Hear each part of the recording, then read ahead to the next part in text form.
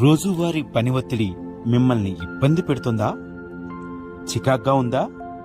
Bore కొడుతుందా? విసుగ్గా కూడా ఉంది కదూ? అయితే మీ మనసుకు మంచి ఆహ్లాదాన్ని కలిగించే గొప్ప చిట్కా నా దగ్గరుందండి. అదే ఆర్ట్ మంత్ర.